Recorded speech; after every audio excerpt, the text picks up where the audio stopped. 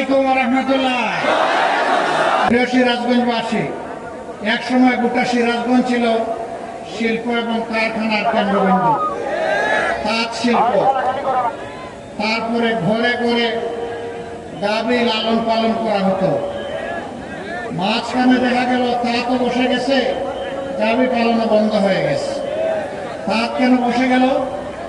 তাঁতের বাজার তৈরি করা, তাঁতিদেরকে সহজলভ্যভাবে তাঁত শিল্পের উপাদান সরবরাহ করা এবং তাঁত মান উন্নয়নে সরকারের পক্ষ থেকে পৃষ্ঠপোষকতা দেওয়া, আসলে তার কিছুই হয়নি। যার কারণে এই শিল্পটা আস্তে আস্তে এখন নিপুণিপু বেঁচে আছে। অথচ আমাদের সমাজের যুবক যুবতীরা বেকার। এইভাবে যদি শিল্প এবং কারখানা বন্ধ হয়ে যায়, যদি কুটির শিল্পগুলো বন্ধ হয়ে যায়, তাহলে তো বেকারের মিছিল আরো দীর্ঘ হবে ইনশাআল্লাহ। এই 10 দলের সমন্বিত প্রার্থীরা বিজয়ী হয়ে যদি সংসদে যান এবং সরকার গঠনের সুযোগ আল্লাহ তাআলার মেহেরবানিতে পান, আমরা কথা দিচ্ছি তাঁত শিল্পকে আবার জীবন্ত করে তোলা হবে ইনশাআল্লাহ। 2024-25 অর্থ বছরে বাংলাদেশ গুঁড়া দুধের চাহিদা পূরণ করার জন্য বিদেশ থেকে 5,000 কোটি টাকার গুঁড়া দুধ কিনেছে। অথচ সিরাজগঞ্জের খামারিরা দুধের ন্যায্য মূল্য না পাওয়ার কারণে তার প্রতিবাদে অনেক সময় রাস্তায় দুধ ঢেলে দেন। খামারিদের প্রতি এটি হচ্ছে সরকার এবং প্রশাসন যন্ত্রের উপহাস, উপেক্ষা। আমরা আপনাদেরকে কথা দিচ্ছি, সিরাজগঞ্জের দুধ প্রয়োজনে আর ঢাকায় যাবেই না।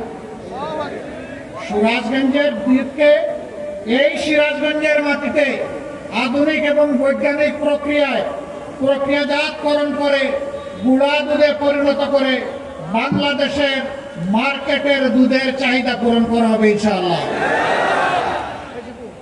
এতে করে খামারিরা উৎসাহিত হবে, নতুন ইন্ডাস্ট্রিগুলো, প্রসেসিং ইন্ডাস্ট্রি গড়ে ওঠার কারণে বিপুল সংখ্যক যুবক যুবতীর কর্মসংস্থান হবে।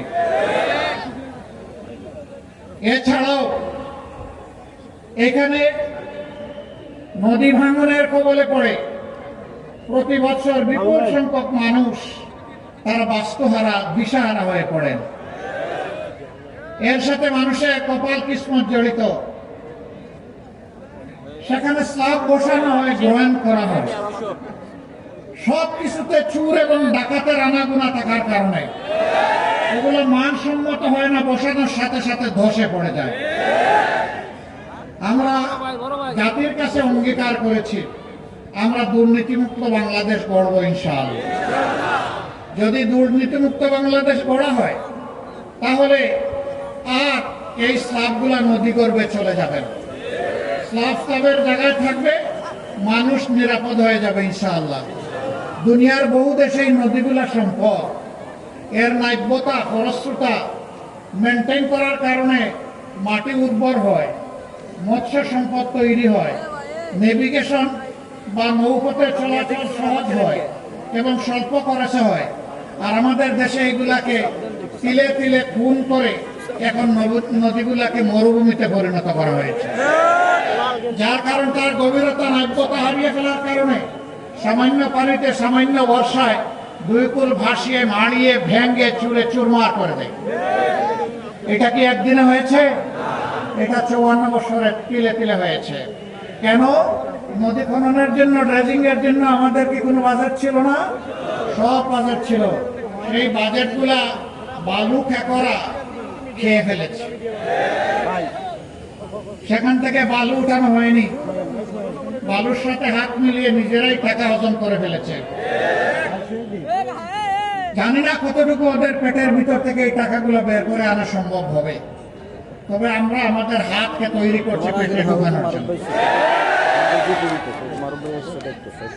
এভাবে সারা বাংলাদেশে যদি চোরদের কাছ থেকে, ডাকাতদের কাছ থেকে দেশে এবং বিশ্বে যে সমস্ত লুণ্ঠিত সম্পদ রাখা হয়েছে সেগুলো যদি ফিরিয়ে আনা যায়, বাংলাদেশের জনগণ